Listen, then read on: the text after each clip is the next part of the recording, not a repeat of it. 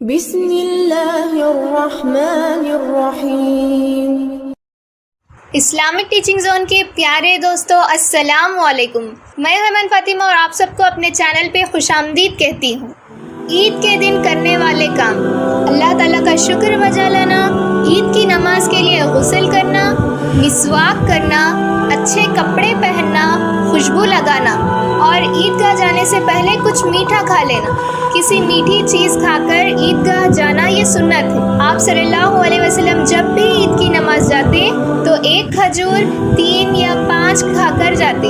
عید الفطر کو کچھ کھا کر جانا سنت ہے اور عید الاضحیٰ کو آ کر کھانا سنت ہے، اور نماز عید کے دن پیدل عیدگاہ کو جانا سنت ہے۔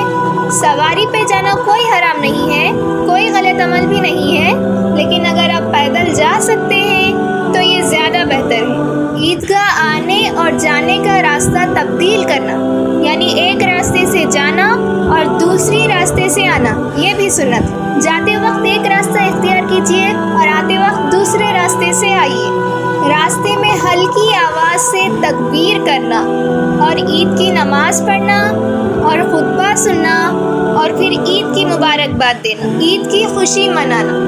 یہ عید کا دن ہمارے لیے جشن کا دن ہوتا ہے، لیکن ہمارے یہاں ہوتا کیا ہے، بیچارے چھوٹے چھوٹے ننھے بچے عیدی لینے گھر کو آتے ہیں اور اس کے بعد دیکھتے ہیں کہ گھر کی ہر پلنگ فکس ہوتی ہے۔ اللہ نے یہ دن ہمیں خوشیاں منانے کے لیے دیا ہے اور ہم جو ہے پورا سونے میں گزار دیتے۔ عید کی نماز پڑھ کے آ کے سو جاتے، آنکھ بند ہوتی تو سیدھا مغرب میں کھلتی، اور کیا کرتے، سگے بھائی کا گھر بازو میں ہے اور آپ عید ملنے نہیں جا رہے۔ بازو میں سگے بھائی یا بہن کا گھر ہوتا ہے اور آپ عید ملنے تک نہیں جاتے۔ لہٰذا ہمیں ان باتوں کا خیال رکھنا چاہیے۔